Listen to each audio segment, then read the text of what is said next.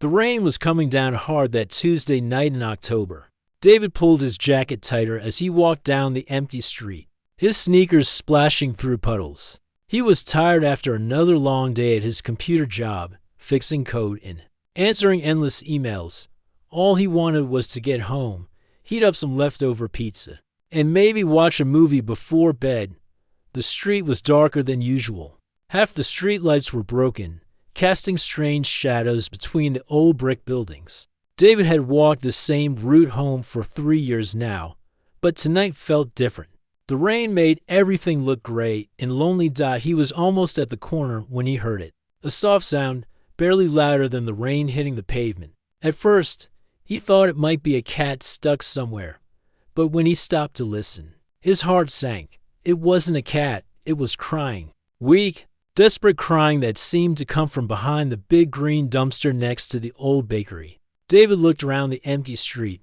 No one else was there to help. He could have kept walking. He could have pretended he didn't hear anything. That would have been easier. But something inside him wouldn't let him leave. He pulled out his phone and turned on the flashlight.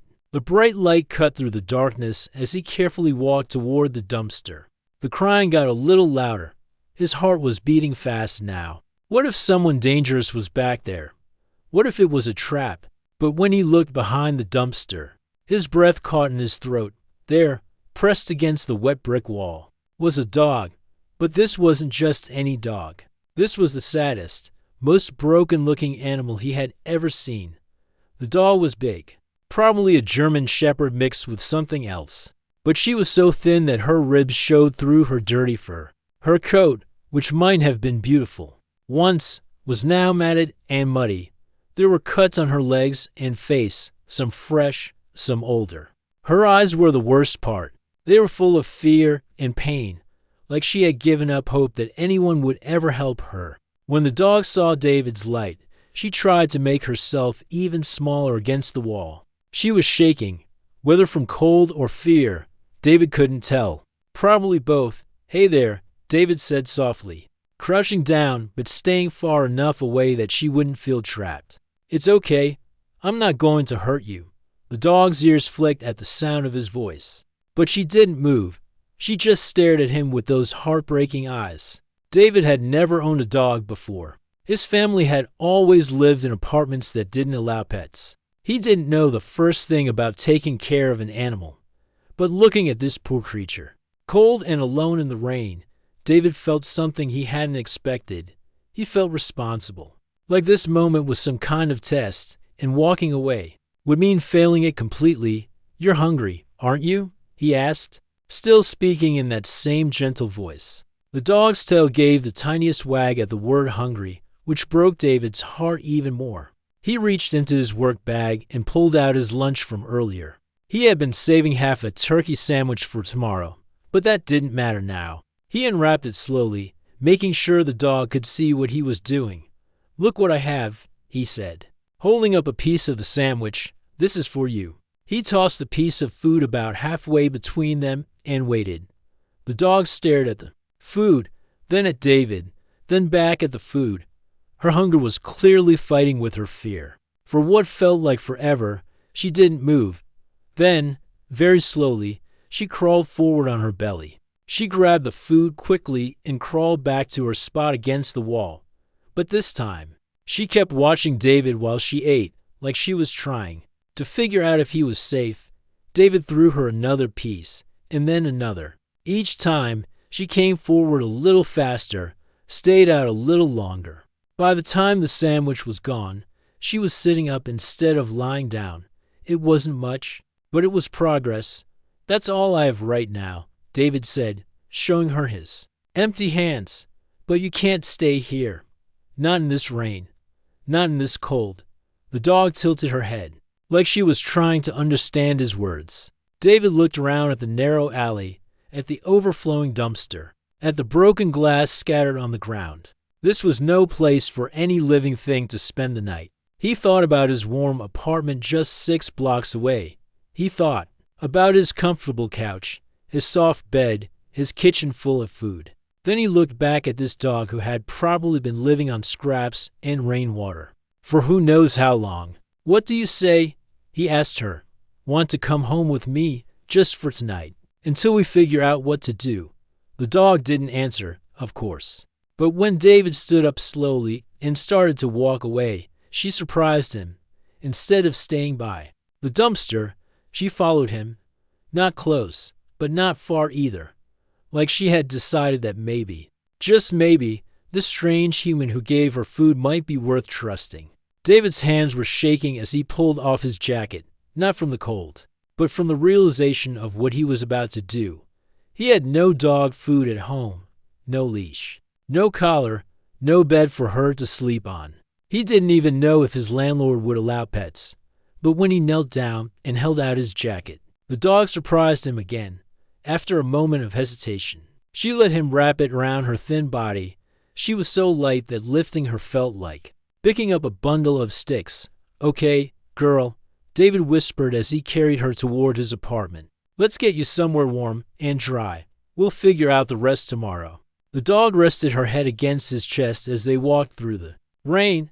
For the first time in probably months, she felt safe. And David, who had started the evening thinking only about leftover pizza and a quiet night alone, suddenly found himself responsible for a life that depended entirely on his kindness. Neither of them knew it yet, but this rainy Tuesday night would change everything. Sometimes the most important moments in our lives don't announce themselves with fanfare. Sometimes they just sound like soft crying in the rain, waiting for someone brave enough to stop and listen.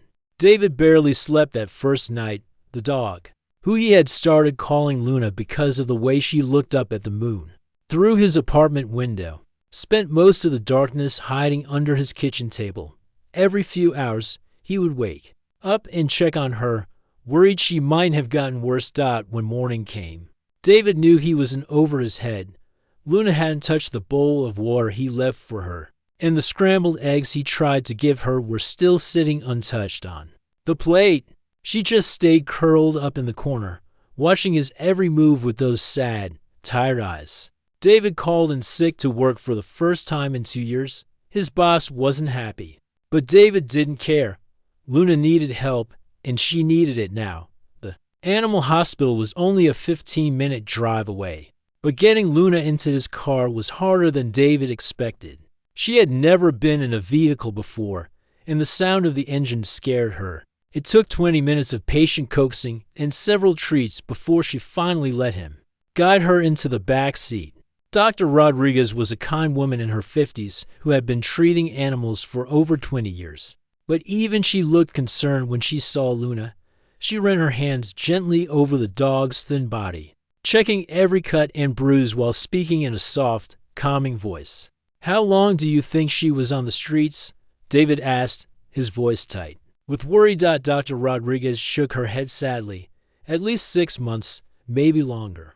Look at these scars here on her legs. These are old injuries that healed wrong because she never got proper care. And feel how thin she is. She's been starving for a long time."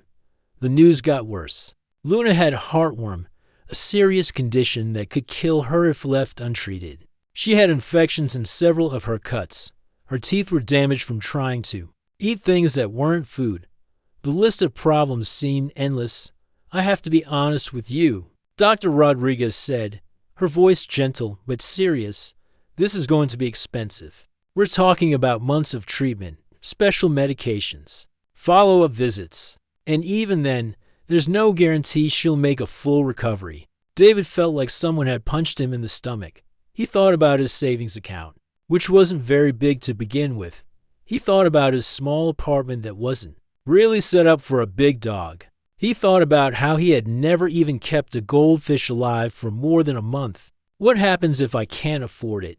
he asked quietly. Dr. Rodriguez looked sad. "We could contact the animal shelter. They have programs for cases like this. But I have to warn you, with her condition and the cost of treatment, most people looking to adopt would probably choose a healthier dog." David understood what she wasn't saying directly. Luna's chances at the shelter weren't good. He looked down at Luna, who was lying on the examination table looking smaller and more fragile than ever. Her eyes met his, and in that moment, David saw something that changed everything. Despite all her pain and fear, there was still hope in those eyes. She was still fighting to live. "What do I need to do?" David asked. Dr. Rodriguez smiled for the first time that morning. "Let's start with getting her stable. I'll give you antibiotics for the infections and some special food to help her gain weight. The heartworm treatment will have to wait until she's stronger, but we can begin preparing her for it." The next few weeks were the hardest of David's life. Luna barely ate, and when she did, she often got sick afterward. David learned to clean up messes without complaining, to give her medicine even when she didn't want it, and to speak in the same calm, gentle voice even when he was exhausted and worried. The worst part was how scared Luna still was. She flinched every time David moved too quickly. Loud noises sent her running back under the table. She wouldn't let him touch her except when absolutely necessary for her medicine. David started reading everything he could find about helping traumatized animals. He learned that Luna's fear wasn't just about being hurt. It was about not being able to trust that good things would last. She had probably been disappointed by humans before, so David focused on being predictable. He fed her at the same times every day.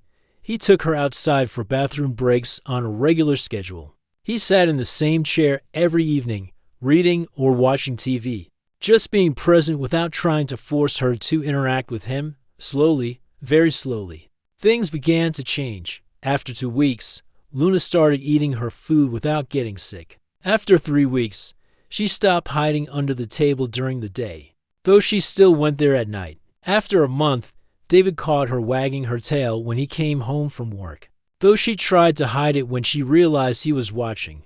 The breakthrough came on a Thursday evening in November. David had been working late, trying to catch up on all the hours he had missed taking Luna to appointments.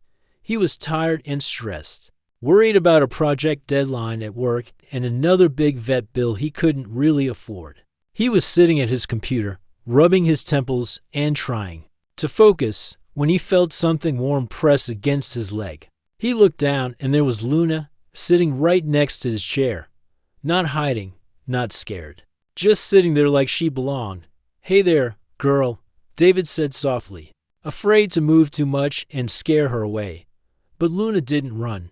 Instead, she rested her head on his knee and let out a long, peaceful sigh. It was the first time she had ever come to him for comfort instead of just for food or medicine.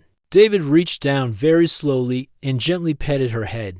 Her fur was starting to grow back healthy and soft. She was still too thin, but she was definitely stronger than that first night in the rain. "We're going to be okay, aren't we?"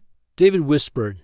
Luna's tail wagged, just a little, but it was enough. For the first time since he had found her, David truly believed they were both going to make it through this. That night, instead of sleeping under the kitchen table, Luna made herself a bed out of David's old blankets right next to his bedroom door. She was still cautious, still healing, but she was no longer the broken, hopeless dog he had found behind that dumpster. She was becoming something new, something that belonged somewhere, with someone who cared about her. And David was becoming something new too, though he didn't fully realize it yet. Winter slowly melted into spring, and Luna began to change in ways that amazed David every single day. The scared, broken dog who used to hide under his kitchen table was becoming something he never expected. She was becoming his friend. It started with small things. Luna began following David around the apartment, not because she was afraid to be alone, but because she wanted to be near him. When he cooked dinner, she would lie on the kitchen floor and watch. When he worked on his computer, she would curl up nearby. She wasn't asking for attention, just enjoying his company. David had never realized how quiet his life had been before Luna.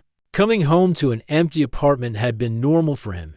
He would heat up some food, watch TV alone, and go to bed, without talking to anyone for hours.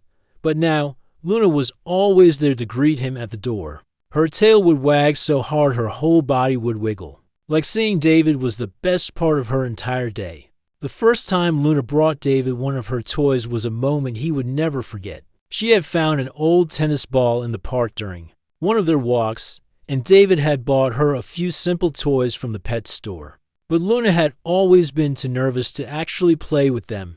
One Saturday morning, David was drinking coffee and reading the news on his phone when he felt something drop onto his foot. He looked down to see Luna sitting there with her favorite rope toy in her mouth, her tail wagging hopefully.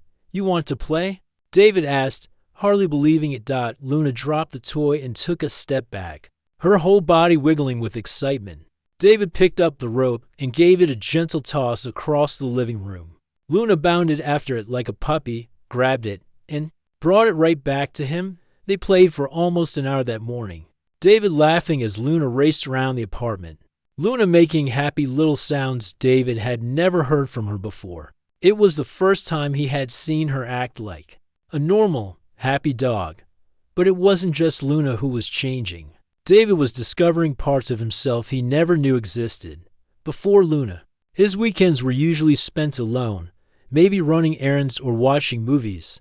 Now, he found himself looking forward to their long walks in the park. At first, these walks had been purely about Luna's health. Dr. Rodriguez had said exercise would help her build strength and confidence. But David soon realized he enjoyed them as much as Luna did.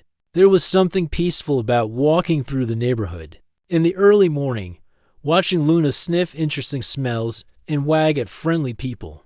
The park became their special place. Luna loved the big open spaces where she could run freely while staying close to David. She was still nervous around other dogs at first, but David was patient. He would find quiet spots where Luna could watch other dogs playing from a safe distance, letting her get used to the idea that not all animals were dangerous. Other dog owners in the park started to recognize them. There was an older man named Robert who walked his golden retriever every morning, a young couple with twin boys who brought their friendly beagle on weekends, a woman named Carol who had rescued 3 dogs of her own and always had encouraging words about Luna's progress. David had never been much of a social person, but talking to these people felt natural. They all shared something in common, this love for their dogs that made conversation easy. For the first time in years, David felt like he was part of a community. "She's looking so much better," Carol told him one sunny afternoon as they watched Luna cautiously approach her smallest dog, a gentle terrier mix. "You've done something special for her." David felt a warmth in his chest that had nothing to do with the spring sunshine. 6 months ago, he had been a guy who ate dinner alone every night and barely talked to his neighbors. Now he had people who knew his name, who asked about Luna's health, who celebrated her small victories with him. But the biggest change came on a night in April when David was having one of the worst days he'd had in months. A big project at work had fallen apart at the last minute, costing his company thousands of dollars. His boss had blamed David for problems that weren't really his fault, and David had come home feeling angry and defeated. He slumped onto his couch and put his head in his hands, feeling sorry for himself. He was thinking about all the things that had gone wrong, all the ways his life felt complicated and difficult. That's when he felt Luna's warm nose gently push against his arm. He looked up to see her standing right in front of him, her head tilted with concern. Without being asked, she climbed up onto the couch and carefully placed her head on his lap. David was shocked. Luna had never done anything like this before. She had been getting more comfortable with gentle petting and playing, but she had never actively tried to comfort him. "You know I'm upset, don't you?"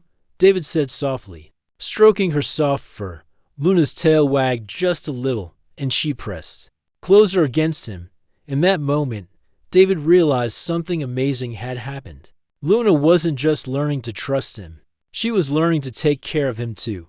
They sat like that for a long time, David gently petting Luna while she provided the kind of quiet companionship he had never known he needed. His work problems didn't magically disappear, but somehow they felt less important. He wasn't facing them alone anymore.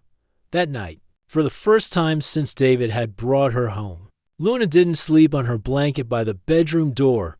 Instead, she made herself comfortable on a soft rug right next to David's bed, close enough to know he was safe, but also close enough to comfort him if he needed it. As David drifted off to sleep, He listened to Luna's peaceful breathing and realized how much his life had changed. He had thought he was rescuing her, but she had been rescuing him right back.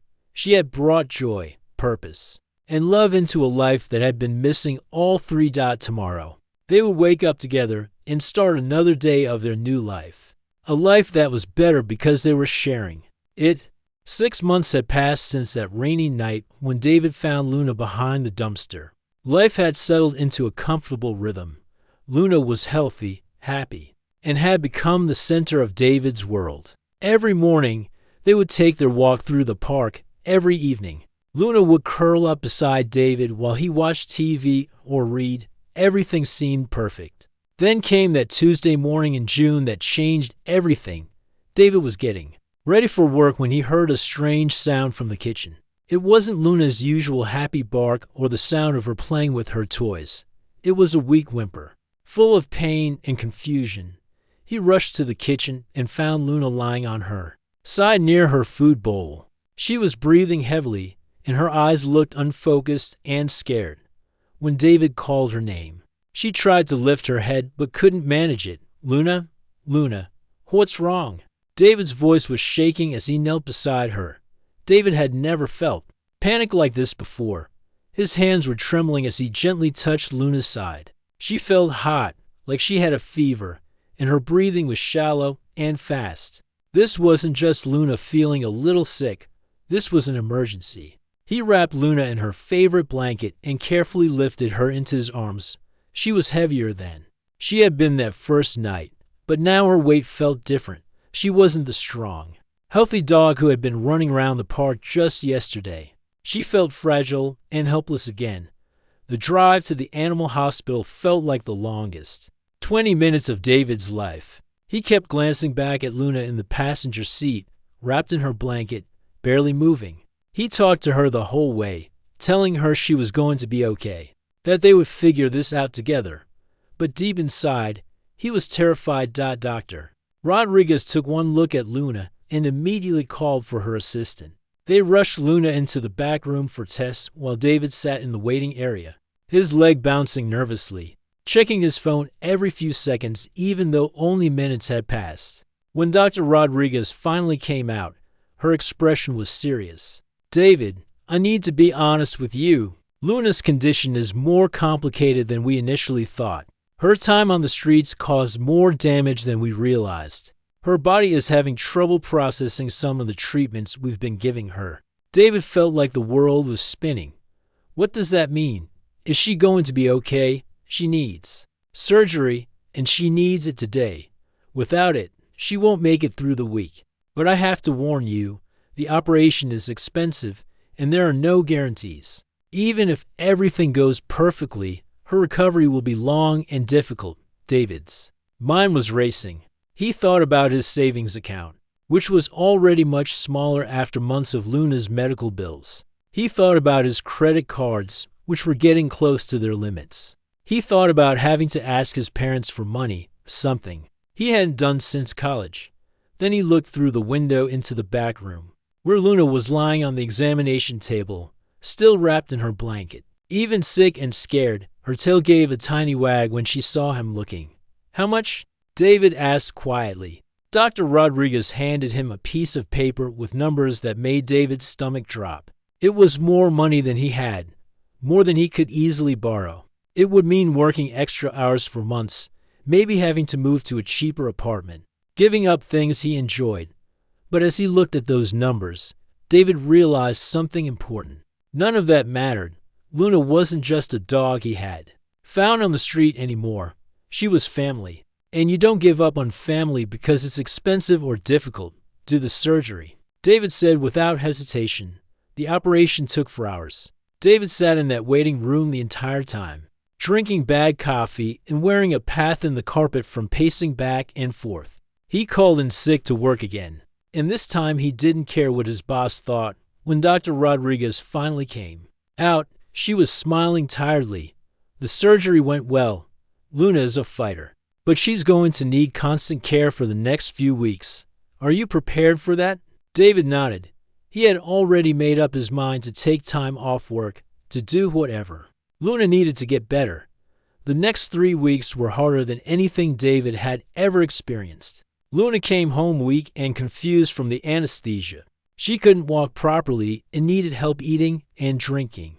David had to give her medicine every few hours, day and night. But the strangest thing happened during Luna's recovery, as David took care of her, making sure she was comfortable and safe. Luna seemed to be taking care of him too. When David caught a terrible cold from being run down and stressed, Luna somehow sensed it. Even though she was still weak from her surgery, she stayed right beside David's bed. She wouldn't eat unless David ate first. When David fell asleep sitting up in his chair from exhaustion, Luna would rest her head on his lap, like she was watching over him.